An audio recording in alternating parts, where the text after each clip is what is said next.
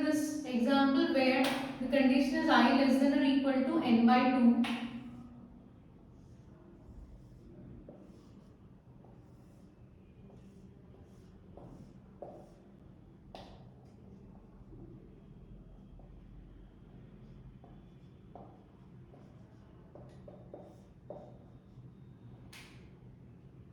So let us solve this. So here I value is less than or equal to n by 2. So it should be less than or equal to n by 2.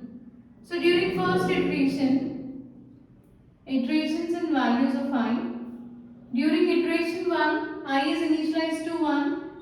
So this is just a part of your code. Okay, there might be any number of statements. I am just taking only single for loop from the complete code. I am not writing complete code here. Okay, this is just a part of your program.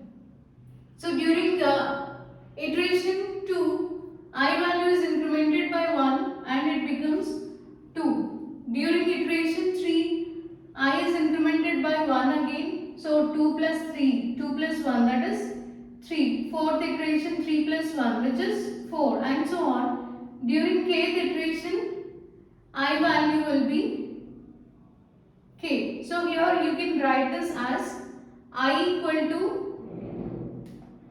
k. So what is value of I?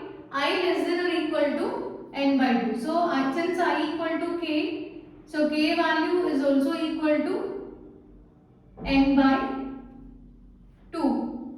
So what is n by 2? If you take time complexity of n by 2, that is upper bound of n by 2, you will get big O of n. So here you can write values of I.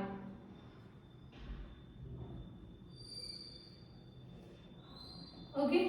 So here you can observe during every iteration we are getting the same value. So during kth iteration also we will get k. Whereas in few problems which we saw before, there during iteration 3, if we get value as 4, then there will be change in this k.